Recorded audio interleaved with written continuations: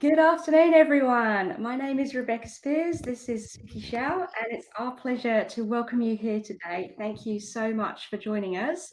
This is the second ProductTank Tauranga talk, and for anyone that isn't familiar with ProductTank, it's an informal meetup that brings together the local product community and in cities around the world. So whatever your role in product, you're welcome.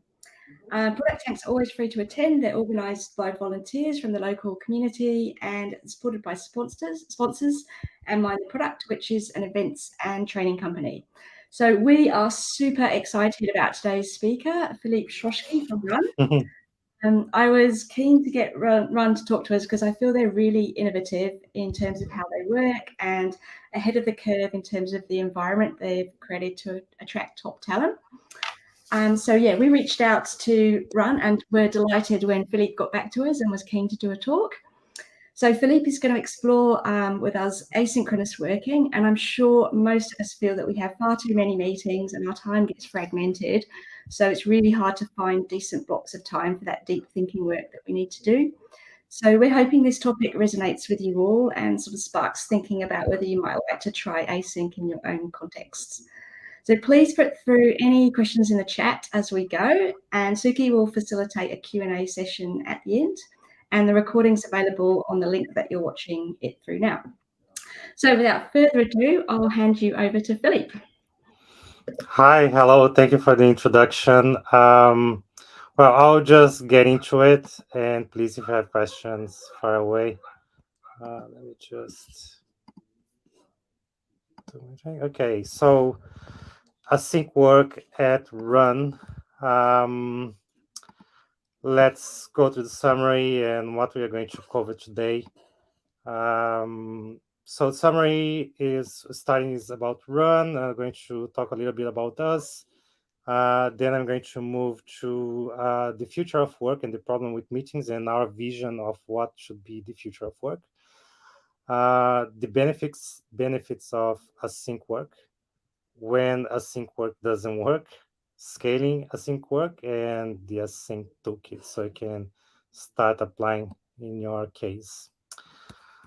So quick summary about Runn is I guess why this talk is relevant for why I should be giving this talk is because Runn, we started completely async. And Tim, the CEO, was in, at the time, he was in San Francisco. Nicole was in, I think, San Francisco at the time. And I was in New Zealand. And then later on, Rowan came in. He was between New Zealand and Australia. And during that time, the first few years that we are doing a lot of R&D and developing the product, Tim and Nicole moved around a lot. I moved a few times, but not more for holidays and a few trips here and there. And Rowan was traveling New Zealand and Australia. So we had to figure out a good way for us to work within these different time zones. And at one point, there was Nicole in Vancouver, Tim in London, and me and Rowan in Asia Pacific, Australia, and New Zealand. And just doing things sync wouldn't work because the time we would never be able to catch up the four of us in one meeting being distributed like that. So from the get-go, we were very async and we tried to figure out ways to make this work. Now going forward, we still a small team, relatively small team. We are about 20 people, and we have people in the Americas, Europe, Asia Pacific, and pretty much well distributed. I think the smaller team now is the Americas team. We have 3 people, including me. I'm in the Americas time zone now, and have a few more in Europe, and probably the bulk of it is still in New Zealand. And we still face the same problems, trying to coordinate teams across the world.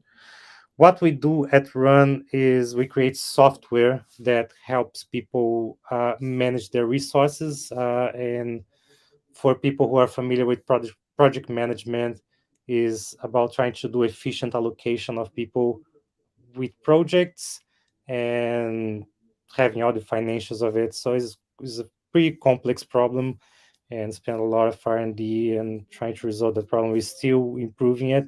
So have a look at Runn if you have this problem. And the purpose of doing this was to help businesses manage their workforce of the future and help businesses work more like we do, allowing people to be more flexible, um, work remotely anywhere, etc. So we really want to encourage our customers to become these workplaces of the future. And we are trying to lead by example by doing this. So, in our view, the future of work is the ability to work anywhere, which is most of us probably experienced during COVID. Work at any time, being autonomous, work in an environment with high trust and high transparency. Uh, COVID, of course, accelerated this, but not really in the whole scheme. Really, what COVID accelerated was allowing people to work anywhere, but not really anytime. A lot of places just moved from 9 to 5 in the office to 9 to 5 on Zoom or Microsoft Teams, Slack, whatever other tool, but it was pretty much 9 to 5, and everybody had to be present at that same time. There was not a lot of autonomy given. Some places were using Zoom to really check on people at all times what they were doing and having um, 3 or 4 stand-ups a day just to check in on people. Um, there was not a lot of trust still because some companies didn't have the culture of high trust, and they were using Zoom to just check what people are doing. And yeah, not a lot of transparency as well. Yeah, and the problem with meetings is, of course, this cartoon says a lot about the problem. People, managers putting a lot of people in a room to discuss things, and at the end of that, you realize that this could all have been a simple email, and you spend precious time from everyone to talk about something that could be done in a much better way. And I think that's the essence of async, is looking at all of these opportunities to replace these types of meetings with emails or things that are better. The problem with the COVID thing, I feel, is that with Zoom, there are no limits, right? So in this case, for example, if you don't consider the Zoom side, it's just you are limited to the physical and what size is your room, how many people you can put in a room at the same time. The moment you start using Zoom, you lose that physical limit. So you can have these huge meetings at pretty much no admin cost or no space cost. It's very easy for everyone to just fire invites to another Zoom meeting. And because people rely so much on meetings, then you create meeting overload, which is something like this. Sorry, this is just something I got from the web. Is nothing mine here. Um, so, how productive can you be with a schedule like this? How much deep thinking can you do with so many meetings? It's just like your day is just switching from one meeting to another and try to somewhat survive. And people just get tired and they don't do much productive work. And honestly, if remote work was all about jumping from one Zoom call to another, I would much rather go to the office 9 to 5 than working remotely. And I can totally understand why some people hate remote work, because this is remote work done the worst possible way. Okay, but we don't want that, of course. We want remote work to be really nice and give people freedom. So let me talk through some of the benefits of working remotely and async. First one is the ease to of documentation. You don't have to, for example, when you have a meeting in person, you talk about something, then you need to take notes. When you do async, you record stuff. You either uh, say send an email or post on Slack or create a Loom, and all of these things are recorded by default. So you don't need to really document much because documentation comes with the format. Um, this approach favors deep thinking a lot. So something we noticed when we had more, or when we still have a lot of sync meetings, but the difference we notice is that when we resolve problems in an async format, there's a lot more deep thinking because people can take their time, think about the problem, and give a very concise and thoughtful response to whatever problem we present instead of just reacting. So we get a lot more quality out of async interactions than on sync interactions where you have meetings and people just react. Of course, it's great for distributed teams. That's probably the only possible way, really, for us that we are distributed across different time zones. Um, so it's great because people feel they have the same participation.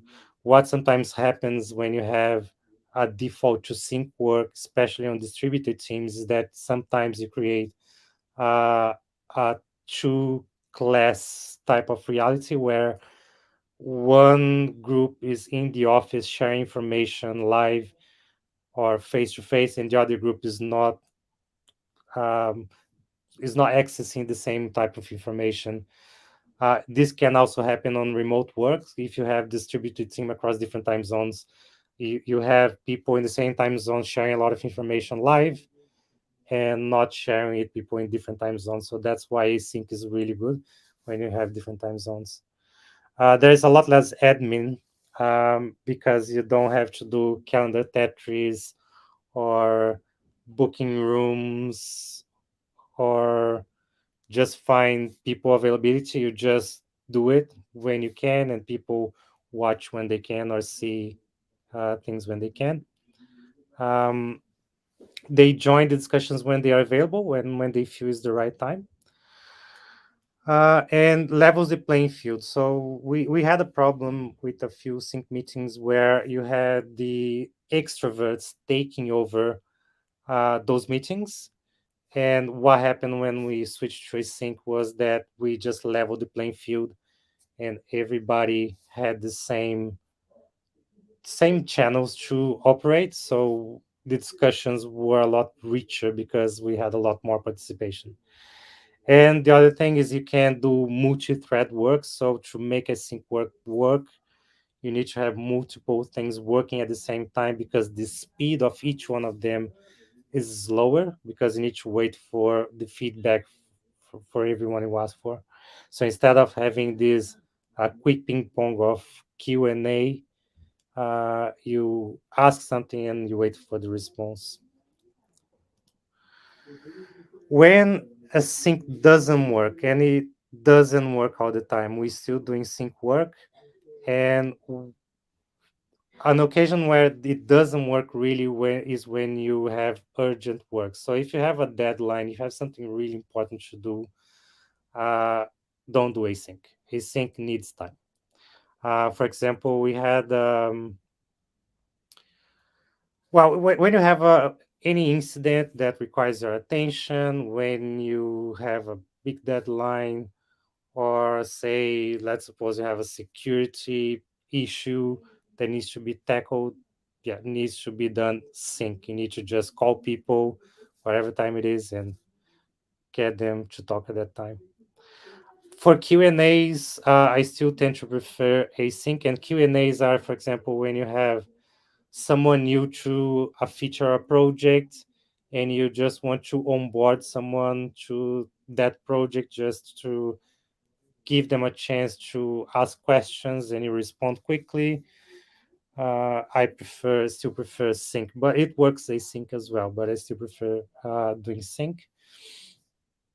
Some workshops, in my view, work better if you do sync, just because you have more contact, you can um, feel people, body language, etc. It doesn't work for companies with the wrong mindset. So the mindset of async work is you post something and you just wait. You cannot expect a response for any async interaction in seconds like you have in an office. So the right mindset is ask something, give a lot of time, get a response at the end of the week, and try to do multi-thread. Because if you do single thread, imagine if you have just one single project and this one question that you have is fundamental for you to progress with this project and you don't have the answer in time, then you just wait, and this creates anxiety, and it it's not the right mindset here. So to work async, make it work, you need several things going on at the same time. So you ask something for one of these projects, and then you just leave it. Ask something for another project, you leave it, and then when you do everything that you could do, you go to the first one, and then you start to read the responses to you again. Async at scale. So important big disclaimer here, I'm not an expert in large scale businesses. I work for large companies, but I never scale to really large, like from small to really large. So I either work on small or medium or large. So I can't say that I'm an expert in scaling businesses to large size. But a few good guidelines that I would recommend is um, just have good guidelines around what good async work is in your organization. For us, for example, we establish some response times that are acceptable. For example, if we ask something, it's okay to wait like a day or 2 days, don't respond, that's okay. But you should respond within maybe a couple of days, every query that's directed to you. Um, you can ignore queries that don't involve you or are not mentioning you. So things like that. And it's good to have good practices in place so people really understand what means to work async. Keep the team sizes small is always better, because then the interactions are a little faster, and when you start an async discussion, you don't have to wait for everybody to come back to you. Like, say if you have 20 people waiting for everyone to come back to you, async takes some time and things need to keep moving. So keeping teams small uh, is makes the flow better. And keep async simple as well. So something that I'm not a big fan on Agile is that it used to be super simple when started, and then people start to put a lot of different ideas into it, a lot of different practices, and it became quite complicated. So I'm a fan of just keeping it simple so everybody understand, without the need of a big course or a big guide or how to do this, etc. It's just very simple to follow. So here are a few large companies that are doing this. Just to give you a few examples, this is happening as we speak. So Airbnb just released their work from everywhere policy. Spotify doing the same. Coinbase, GitLab is one of the biggest players in doing distributed work. They inspire us a lot as well. So these are a few public companies apart from GitLab. I mean, I think GitLab's probably public already, but the Airbnb, Coinbase, and Spotify are public, and they have massive stakeholders, investors, etc., and they are doing this. So I don't see why smaller companies can't do it. And if they allow people to work from anywhere, they have to adopt some form of async work, because allowing people to work in different time zones, you got to do it. There's no other way around, because having sync work doesn't fit everyone's time zones. Okay, so the async toolkit. So this is what we use at Run to do async work, and I'm going to talk you through what tools are useful for what circumstance. So we use Loom a lot. Loom is the tool for the trade for us, and Loom is basically the async Zoom in our case. So instead of doing a call with someone live in video, what you do is just record screen sharing. And the beauty of using Loom is that forces people to be a lot more thoughtful, a lot more concise. So the discussions are reduced a lot. So we used to have these long meetings, say 1 hour to discuss a topic. And by using Loom, we reduce those discussions to say 10 minutes when they are long. We have 3 minute looms, 5 minute looms. This is kind of the rule at Run. Usually is anywhere from 3, sometimes even 1 minute to 7, 10 is a pretty long loom for us, because we like to do in small pieces. And what we figured as well is that the better we create the loom, the more people engage. So I made a comment before this talk with Rebecca and Suki that we became somewhat YouTubers inside our own company. So we are much more careful about creating content and making sure that our looms are really good to watch, because we can watch them before we publish. So we became more careful by doing this, and having a good script before we put an idea forward. And the good thing also about Loom is that people can watch faster, they can repeat things. And for people like me, and we have a few internationals in our team, we have accents and we have different expressions. People can go back and watch again. Or when it's boring, people can watch faster as well. Slack, I think Slack is very, everybody should know, or everybody knows Slack, and is the same as Microsoft Teams for people who are not using Slack. It's just a chat. And what we are not doing in Slack anymore is just making big decisions on Slack, because we have another tool. I'm going to talk you through that. So Slack for us is all about ephemeral conversations, thing that we don't mind if they disappear, uh, more on at that time. So we don't do a lot of things on Slack that we need to document heavily, or we need to keep for a long time. Sometimes we do a Slack search, but usually the conversations are more ephemeral there. Good to share ideas, etc. What we use for this decision making moments is threads. So threads would be for us probably an email replacement. We we do very little email. Probably internally we don't do email.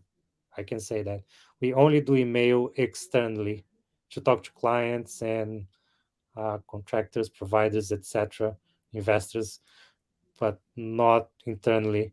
So this is the tool we use, and it's more like a forum-like tool, um, that promotes slow discussions, more deep thinking, thoughtful discussions, because we don't expect responses like you expect on Slack. It's just a different mindset with threads.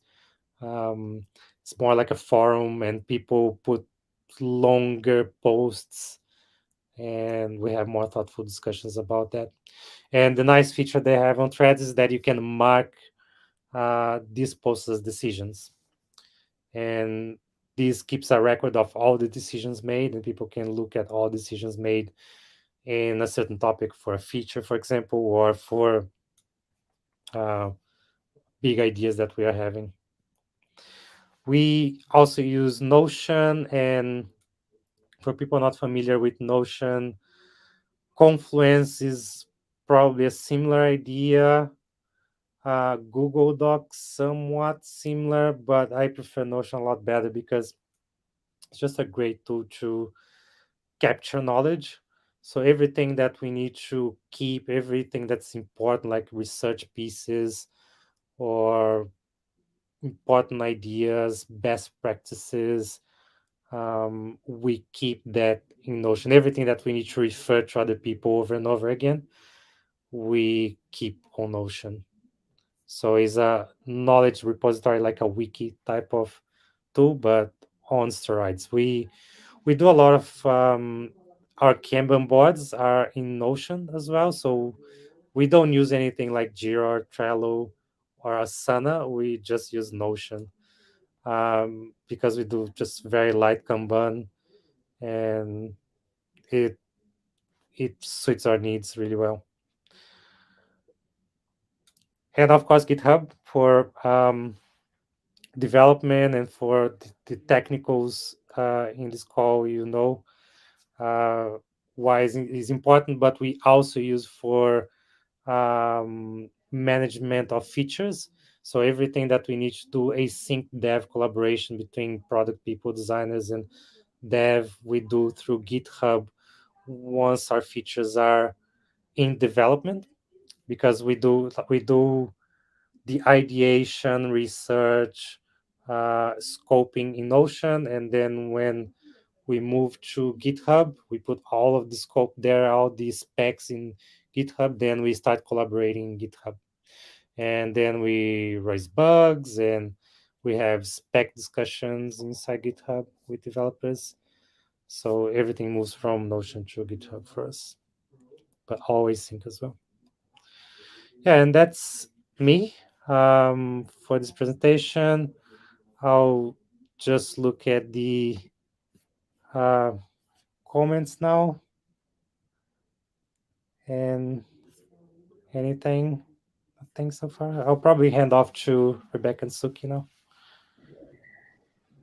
Thank you so much, Philippe. That was great. Yeah, I really the whole point about the extroverts and the introverts, I think, was a really resonating point for me about how that would probably enable more people that don't normally talk to have a voice. Um, yeah, we don't seem to have any questions in the comments. I think Suki may have questions. Mhm. Yeah, follow on from your comment about introverts and extroverts, how we contribute differently and how as well. How has async work helped with other aspects of diversity and inclusion that you've seen? Oh, sorry. Can you repeat the last bit of the question? I didn't hear. Yes, that's right. Yeah, how has async work helped with other aspects of diversity and inclusion, really bringing people out of their shells to contribute the most they can? Yeah, yeah, absolutely. So I was mentioning to you before. We have people from all sorts of backgrounds in our team, and people from different countries, different nationalities, etc. And I totally understand the struggle of you voicing your ideas when you don't belong to Mm, the country of origin. Like, I'm a foreigner, I can understand that. So async helps because then you can use the format that's best for you to articulate your thinking. So some people prefer to just use text, and that works for them. They are shy, they don't like to be seen in camera. And other people, the ones that some people prefer to think through it and just elaborate their thinking better, and then they share. It really suits them well. So I think for diversity, uh, what I saw at Run is that those people with different background, they kind of had to work a little harder, and now they are getting the payback of that hard work they did, because they create a lot more engaging content. They are straight to the point. They are more objective. They don't do these looms that are just rambling about nonsense, and then they become like the little stars in our own company. Like, we know that there are some people that do looms there that we look forward to watch because it's a lot of fun. And then we just push each other to make more interesting content, because then everyone is raising the bar for each other. Yeah, what I'm really hearing is people are able to find ways to create their creative expressions for that contribution to come through into the team, which is Yep. really, really great. And I was reading this article in one of the magazines, and it was talking about Guardian Trust having the 4-day week and how beneficial that has been for the employees in terms of productivity as well as like mental well-being. Mm. And I wonder how async, because that's only a 4-day week. That's not even working anytime, anywhere that you want. Mhm. So how async work really help Run to have a more productive workforce? It does, because again, we have more diversity by allowing async. So we have, for example, there is one person in my team, and she's a mother of two young kids, and what she tells me all the time is like how grateful she is that she can Mm, be a mother, and she can be present to their kids, and be there for them, and also do great work, because for a lot of them this is not an option. For a lot of people who need to take care of other people, 9 to 5 is just not an option.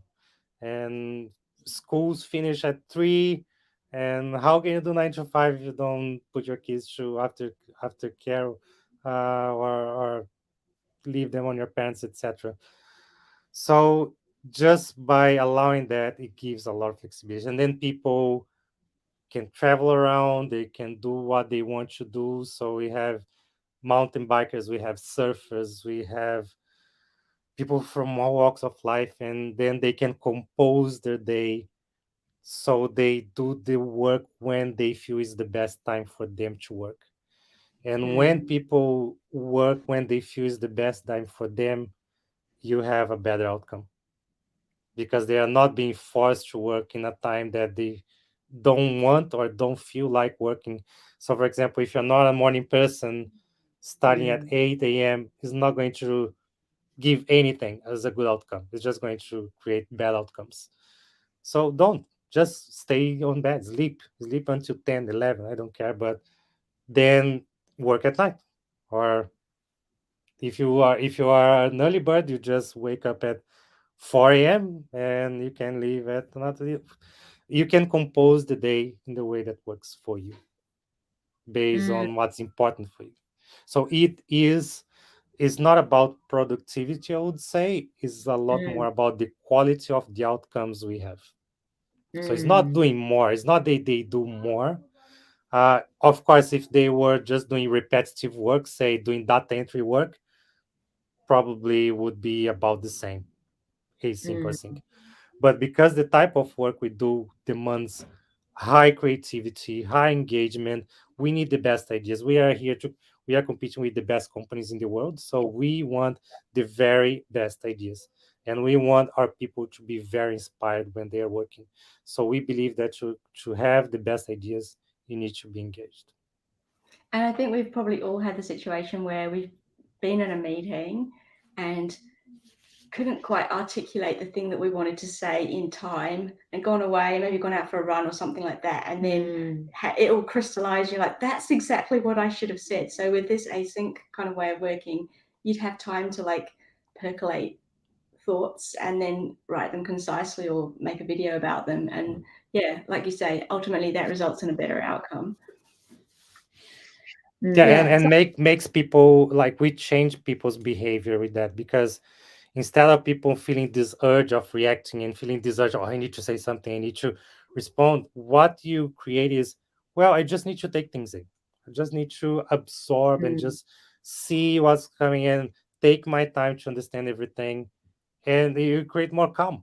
People are, like, yes. when you talk to them, they are lighter. They don't feel Mm, stressed, and like the people at Run, like I talk to the people I manage in the other teams, they are like, they are always like very calm and collected, and you don't feel a lot of this crazy stress that you most companies have. Of course, there are moments of stress when we have issues, but um, in general, people are very calm, collected, happy, and enjoying. So that's mm, how mm. I felt that. Yeah, people can take their time to come back to it. Yeah, the stress level will decrease. Yeah, less triggered in those moments. Yeah, I think because like you're saying about calendar Tetris, you can end up with a situation where you have to do deep thinking work in pockets of an hour, half an hour here, and it's just impossible to really get into the groove. So I'm thinking if people wanted to get started themselves and think about some practical steps, sounds like they should probably check out some of the tools that you've mentioned, and then maybe think about what meetings would make sense that we currently have that maybe we could shift to more of an async way of working, and maybe trial that and see how it goes. Does that sound like a good way to sort of have a go? And that's how we still doing at Run, and we still have some regular sync meetings. And every time someone pops the question can we do this async? Can we do this async? And there is a point that there is this critical mass of, okay, someone asked first time, there was another one asking, third person asking, let's give it a go, right? And then what we do is, look, if it doesn't work, we just come back to sync meetings and we try once or twice, and if that doesn't do anything, then we go back to sync. Of course, you need to give it a good try, and if it's the first meeting you're doing async ever, I would encourage you to do I don't know, do a 1 month trial at least, or maybe a couple of months trial, just to have a feel of it. But because we have so many meetings that are async as well, we know what good looks like from the get-go. So when we turn to async and is not giving the results we are expecting, then we switch back. But we never switch back. That's the thing. We never ever switch back. We only went async and never went from async to sync ever. Oh wow. So that sounds like a low risk way to get started. I mean, they just pick one meeting maybe and then try the async. And if it's for a defined period of time, it's well, we can always go back, but you can just see how it works and maybe you won't go back. So, taking an experimental approach and figuring out what is good to sync and what is good to do at async is very, very important. And the culture matters a lot too, because Runn has an async culture. Async is your default, whereas the majority of companies out there, sync is their default. Yes. Yeah. So for Runn, it's never go back to sync because you always go async. And for other companies, they're syncing and they will go to async and then say they don't even know what good looks like in async. So they will need to do quite a bit of experimentation in async to really make it work. Because I can imagine that they will do async and find that it's not effective, and then they'll of course. A lot of people would say this is too slow for me. That's the initial reaction, because async is slow by nature. Is you putting a topic and waiting for people to give their best answers, not their fastest answers. And by virtue is slow, because if you want quality, you need to give it time. If you want a good product, if you want people doing their best thing, everything that's really, really good takes more time. I believe in that. So if you want the best, you need to be a bit more patient. But in saying that, the end result, I feel, is a lot faster. If you want quality, you achieve quality faster with async than with sync. Yes, definitely, because with sync that might not even get surface because it will get overcrowded by the loudest word, for example. And then the next meeting that happens, right? So you go one meeting here, next one, and then the first meeting of the day, you don't even know what you were talking.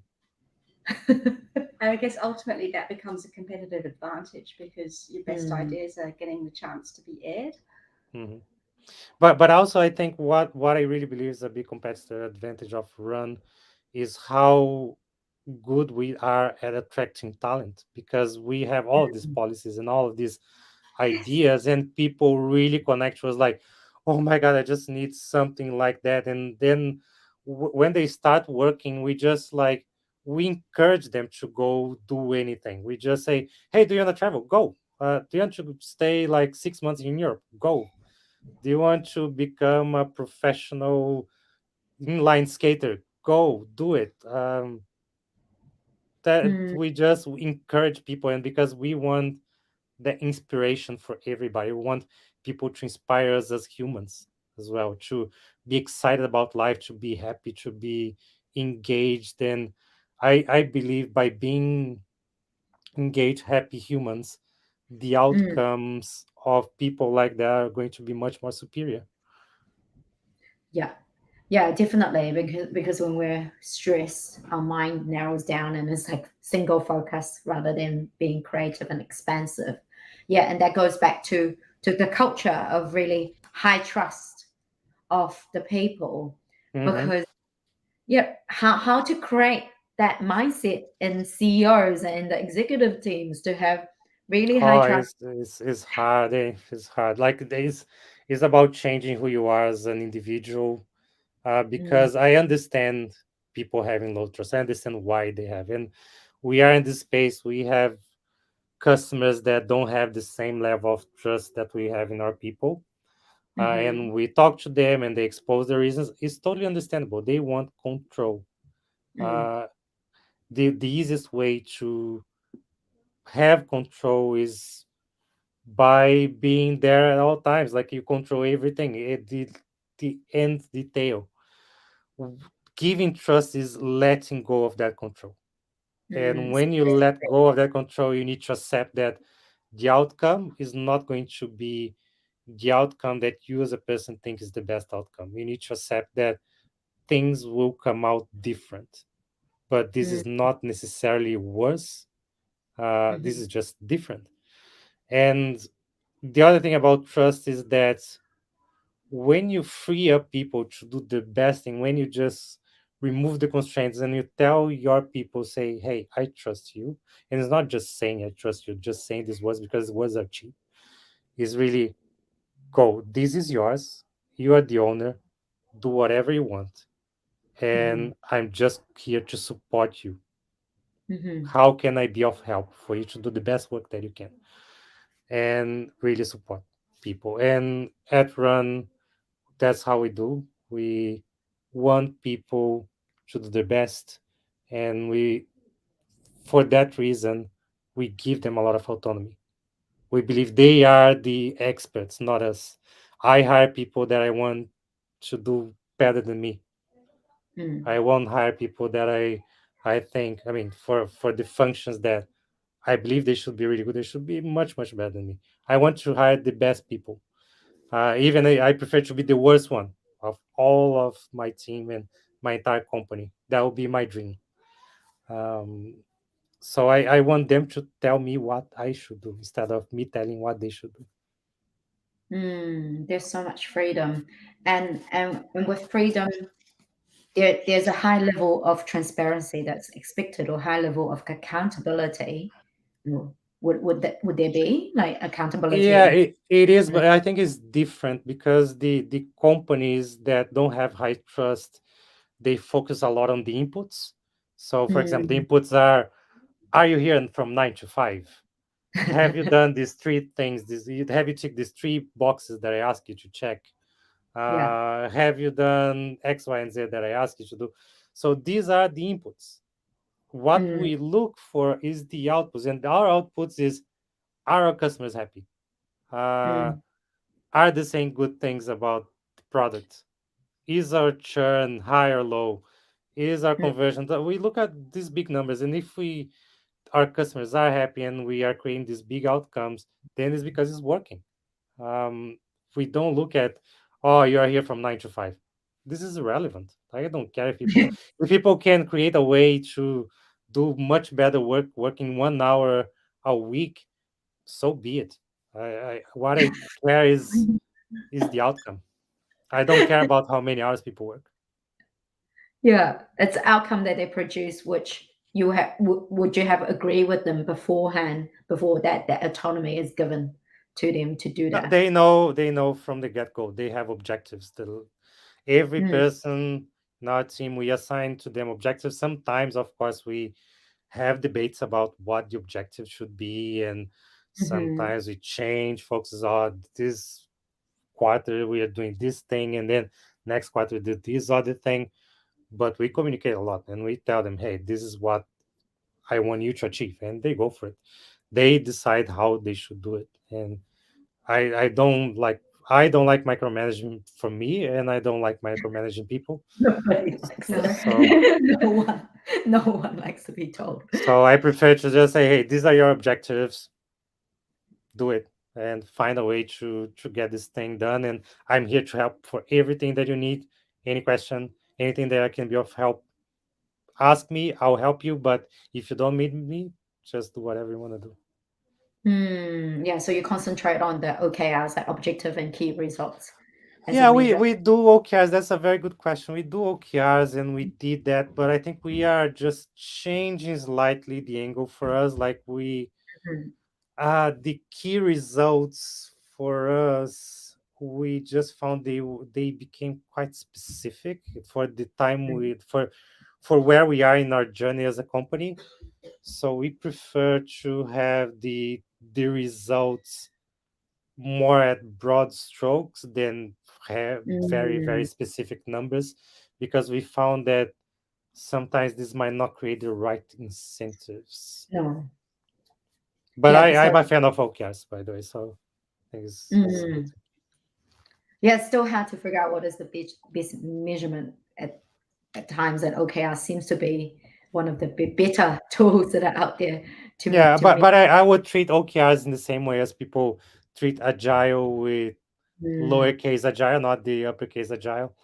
mm, You start with something and then you develop your own flavor instead of just following something by right, the book yeah, as a Bible, because yeah, it's a group of humans and each group of humans behave in a different way. You have different group dynamics, different way of working together. So needs to be taken into consideration. yeah, and Run has standardized transparent pay as well. So as long as that person achieves the objectives or what they're aiming to do, then 40 hours or 20 hours it kind of doesn't matter because they're on standardized pay anyway. I can see how that works hand in hand together. Yeah, the transparent work is the transparent pay. Sorry, is like when was proposed by Rowan, and I hope, yeah, if he watched this, like super, like Rowan's a big inspiration for everyone in the team. Like my initial reaction was, yes, I really like this, but what would be the side effects of this? And I was thinking, okay, this can blow off in different ways, and what Mm, if we are overpaying people that should not be overpaid? Because overpaying creates like a distortion in the market as well, is not a good thing.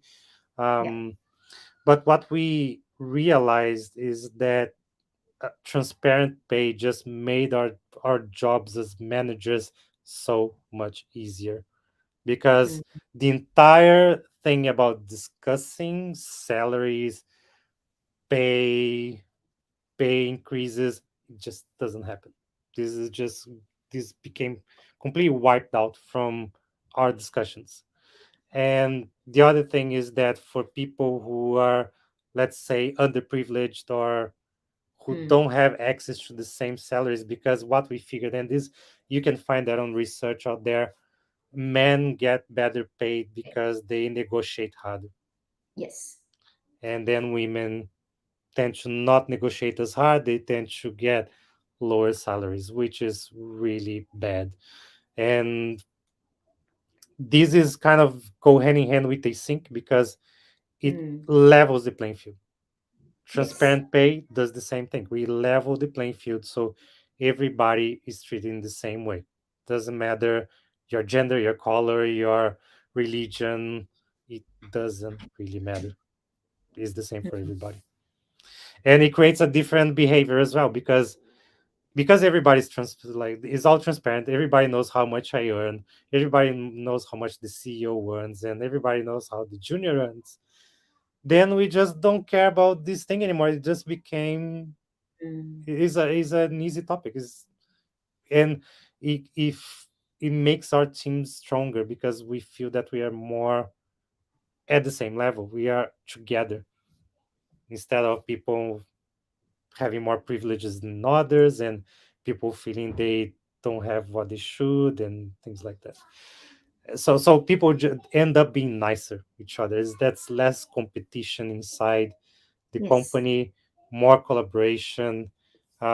People are a lot more helpful in our environment than other environment that I work with. Yeah, people are banded together to achieve the common goals together more because they're not Yeah. looking out for their individual pocket as such. Yeah. It's a lot more about the collective, and I can Mm. totally relate to that because my background culture is a bit more collective than the Western culture. Like it's more like I think Brazilians are very much like Italians to some degree, like Mm. family, and sometimes you sacrifice on your personal life to so your family can do better, the collective can do better, your friends, etc. Mm. And that's very common on Pacific cultures as Mm. well. Asian cultures do a lot of that. So it's more of that vibe. So we are kind of big group helping each other than the individuals just looking for themselves. Yeah, so it sounds like a really nice culture and Run. Yeah, and I head on off to Rebecca to close us out. Cool. Well, thanks everyone for watching, and yeah, that wraps up this session for this afternoon. Thank you so much for making the time to join us today, and special thanks to Philippe for crafting this talk on something that's really got the potential to help us improve our experience at work. And actually, Suki and I got the experience of working async through the process of collaborating with Philippe to hone in on the topic and feedback on the content. And I think the benefits were that we definitely had time to think and reflect and respond in our own time. And I think the outcome was all the better for that. The recording's available on YouTube. So please share with anyone that might be interested but couldn't make it today, and we'll keep you posted on the next event. And let us know if you've got any feedback or if there's any topics that you'd like to hear about or any particular speakers or suggestions for future events. And you can contact us via the Meetup group or LinkedIn. And yeah, look forward to interacting with you all again. And thanks everyone, and enjoy the rest of your afternoon. And thanks, Felipe. Hi. Bye. Bye.